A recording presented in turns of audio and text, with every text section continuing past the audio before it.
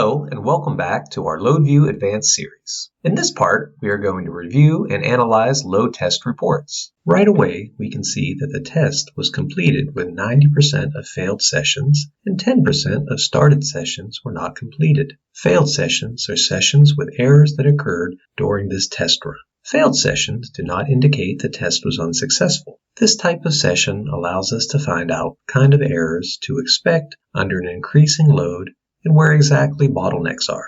At the same time, successful sessions indicate test sessions executed without any errors. Uncompleted sessions do not present any statistics that can be meaningful for the test result analysis. We have those types of errors because we scheduled the test for 6 minutes. So when we hit the 6-minute mark, any of the sessions that were still running got cut off. The next section here are the charts with our load test results. You can select what data you want to see on the charts by switching between the checkboxes on the chart legends here. To see result metrics for a specific period, point at one of the graph nodes on the charts. In the info tip here, you can find the report time interval and all related results. If we want to get deeper into the test session details, we can click on where it says Show Details here. And that's going to pull up our session report of that specific time frame for just those instances. Let's reset the filters. Now we can see the sessions report with every session run during this test. These filters here allow us to show, for example, only failed sessions and filter the report by the error type to investigate that specific error. And if we want to see only sessions started from, let's say, the East region, we can filter the session list to show sessions from that location. We can also filter out the list by sessions run from a specific load injector or started by a specific virtual user. Or we can show sessions from the reference load injector only. In the case of web application and web page load testing, sessions from the reference server will contain the video of script execution in a browser window and screenshots of validation errors. So we can see how the errors affected real user experience. Now, let's say we are interested in this session with errors here. We click it, and this is going to bring up our detailed performance report. On the waterfall chart here, we can see every step and every page and every single element.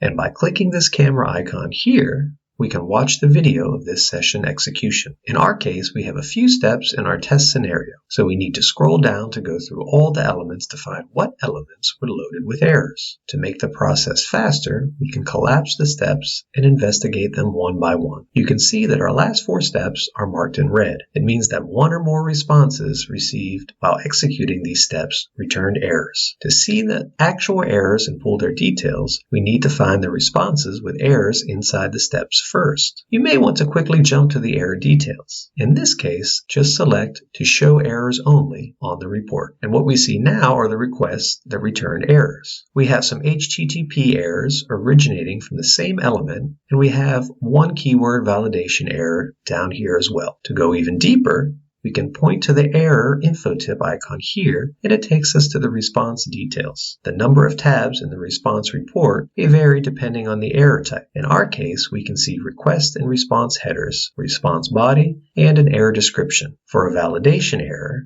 in addition to an error description and response body, we will see a screenshot that the system took when the error was detected. Note that the screenshot option is available for browser-based tests only. And the last thing I wanted to walk you through is sharing your test results with your team. If you want to share your stress summary report, you can either share the link to the report or save the report to a PDF file. Note that only users of your LoadView account will be able to use the link to view the summary report online. In addition, we have this option to export the sessions report into a CSV file in a raw format. And this option allows you to pull in that raw data yourself, process it, and put it in your own customized reports and present them to your team. You may ask, what if I need to share troublesome session details with my development team to troubleshoot errors? Well, you can simply share the link to its element-by-element waterfall chart. Any user with a link can open and review this type of report, so you can share the report with anyone. If you still have any questions, please contact your sales representative or our technical support team. Thank you for watching, and happy testing.